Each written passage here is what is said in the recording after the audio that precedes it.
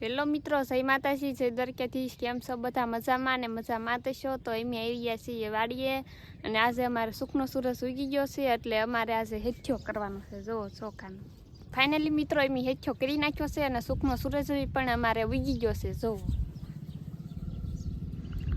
અને સુખનો સૂરજ અમારે ઉગી ગયો છે એટલે શેનો ઉગી ગયો છે ખબર છે? જો આનો એટલે અમારે રૂ વીણવાનું છે એટલે અમે ગમે એ કાંક જે કરીએ એટલે અમારે પહેલાં મુહૂર્ત કરવાનું હોય હેઠિયાનું.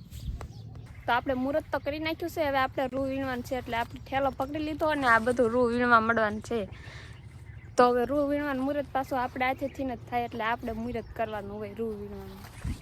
મુહૂર્ત મારા હાથેથી કરવાનું હોય એટલે હું રૂ વીણવા મળીશું. જો મુહૂર્ત પહેલાં આપણા હાથેથી જ થાય એટલે આપણે પહેલાં રૂ વીણવું પડે. અને જો બાય તે વીણે છે અને હું તે વીણું છું. એમ બે જ વીણવા આવ્યા છે, બીજા કોઈ નથી આવ્યા.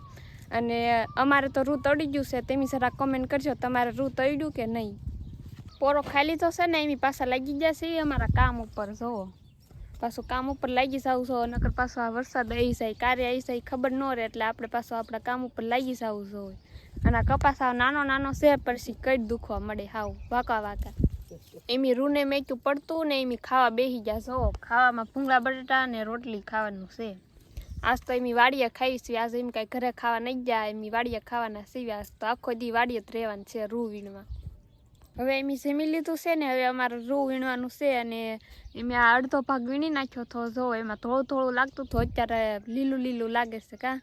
હવે અમારે આ ભાગ વીણવા જવાનો છે. એમાં બહુ રૂ નથી દેખાતું, મોટો મોટો કપાસ છે ને એટલે મારે છે ને કપાસ બે પતો છે. જો આ સાઈડ મોટો છે અને આ સાઈડ નાનો નાનો છે. જો અને આ બાજરીના ડુંડા એમ જનાવર હાટું કે એમ ઉગાડ્યા છે. જનાવરા જો ખાઈને ખાઈને પાછા હાવ ડુંડા સાફ કરી નાખ્યા. અમારે પોપટ હાટું કંઈ ન રાખ્યા, હાવ એટલે હાવ સાફ જ કરી નાખ્યા. અમારે રૂ વીણાઈ ગયું છે એટલે અડધા ભાગમાં જ વીણાનું છે. આ ભાગમાં વીણાનું છે અને આ ભાગમાં હજી બાકી છે. જો અમારું વાડી કાંક આવી છે. જો આ બધી અમારી વાડી જ છે. જો હજી રૂ વીણવાનું બાકી છે પણ હું તો મેળા ઉપર ચડી ગઈ એટલે મેં તમને અમારી વાડી દેખાડી, અમારી વાડી કેવી છે એટલે અમારી વાડી આવી છે. જો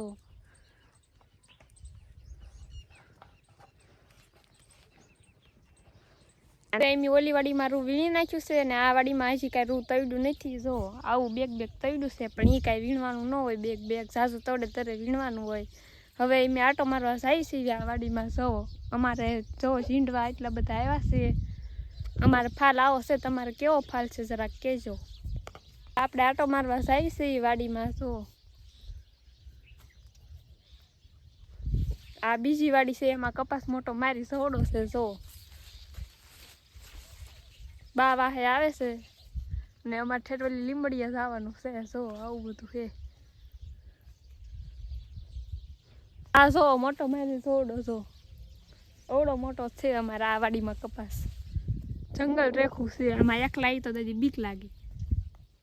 કપા હે ઓળે નથી દેખાતી, હાલા સાહેબ તોય ન દેખાય, આવું દાવડું નથી દેખાતું. જો વાહે તો જો આવું જંગલ રેખું લાગે.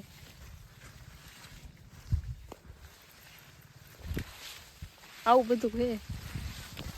હાલો હવે અમે ખેતરથી હવે ઘરે ભાગી સવી. હવે ઘરે જઈને મળશું. તો આવ્યા તરત તો અહીંયા ઘરમાં તો કોઈ નહીં. જો અંધારું. આ પોપટ અમારા બિચારા જો પૂજાના ને બાયા ચા પીધી ના. જો બા ને પછી ચા પીવા તરત જોવે. ઘરે પૂગે એ ભેગા ચા પી લે. આપણે નાઈ બાઈ નાખ્યા સીવી ને આપણે ખીચડી ખાવા બેસી ગયા છીએ. જો અને બા જો રીંગણા કરે છે. જો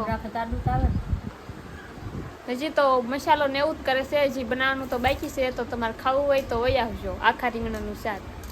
હવે આપણે ખીચડી ખાઈ લીધી છે અને હવે આપણો આ વારો આવી ગયો વાસણ ઉટકવાનો. એટલે ઉટકવા જ પડે આપણે ખાધું એટલે.